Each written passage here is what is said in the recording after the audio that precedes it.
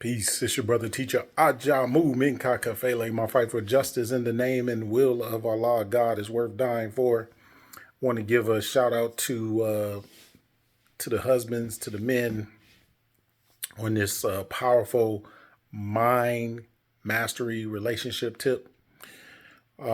Because one of the biggest challenges we see is obviously relationships. So shout out to all the men, the fathers who have been able to hold that down. Um, because it's one of the big challenges of life to be able to be in that relationship and keep it going.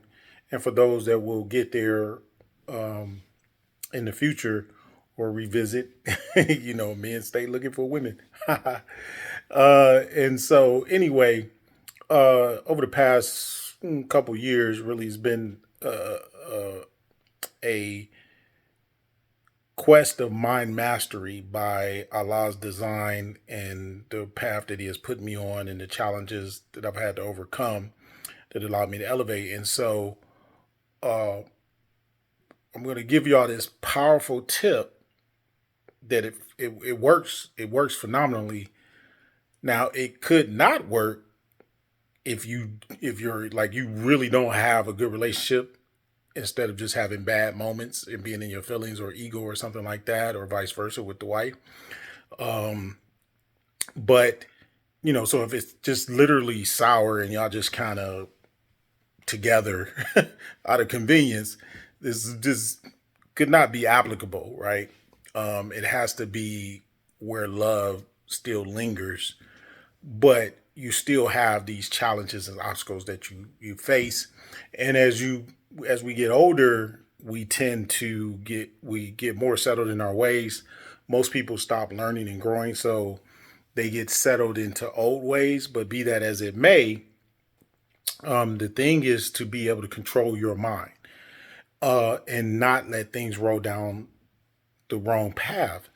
And so, if you, uh, Nuri Muhammad said it real well to say, what you tune into, you turn into. And that is a broad perspective, because you may not watch a lot of TV or radio, but you may do other things that you're tuning into, that you're turning into. Um, but also, you can tune into your wife lovingly and turn that back on. And so, what we tend to do is we get irate about things, especially people you're close to. You can get irate about things because you've just been around each other, and whether you're having a bad day or other things are happening, your frustrations get taken out of the person close to you. So what I learned to say is, I love you and I appreciate you, right? To myself, right? I do say that to my wife. I don't know if I get it wrong. But more importantly, it's about what you're saying to yourself. So when you get frustrated or something about your wife, just say to yourself, I love you and I appreciate you. More better is say, I'm in love with you and I am appreciating you. So I tend to do both. I'll say, I love you and I appreciate you. And then that reminds me to say, I'm in love with you and I'm appreciating you. Right. So I say these things. I'll say these things when I'm going to sleep, because I'm a big fan of the understanding that what you fall asleep to, you wake up to. Right. So I love you and I appreciate you.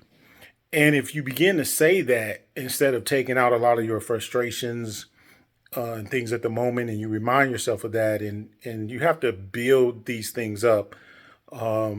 There's more to it in terms of meditation and really getting your mind in line, but the fundamentals are going to work regardless, because it's just the nature of the laws of the energy of the universe. And so if you begin to say those things, it will take your mind from the things that you're irritated about your wife or your spouse, um, to keep rolling down the road, because you'll remind yourself that you love and appreciate it. You love and appreciate it. You can also do one other powerful thing to show your mind. There's the the universe is moved. We've heard this so much, but a lot of us don't really understand this. And lately, I've got into the understanding of it. Is that it's not you are what you think. You are what you feel in your heart. Really, it really comes down to what you think and what you feel in your heart. The coherence of them two are what is dictating what is being manifested. And so um, you can also do the I am in a loving relationship with my wife, right? I'm in a loving, and I would say her name. So in my case, I would say I'm in a loving relationship with my wife, Lisa. I'm in a beautiful relationship with my wife, Lisa. It's heaven on earth. Start, whatever pleasing things you want to say in relationship, in regards to that relationship, right? So you start to say, I am. The better way to say it is ana akun, which is the Arabic phrase, which is the original tongue, that Arabic script that comes out of Aramaic, which was really another name for Arabic, which goes back to the Phoenicians, but that's a history lesson. But I'm just making a point that ana akun, if you Google how do you say I am in Arabic, then you'll get the exact pronunciation and spelling. But ana akun, I'm in a loving relationship with my wife.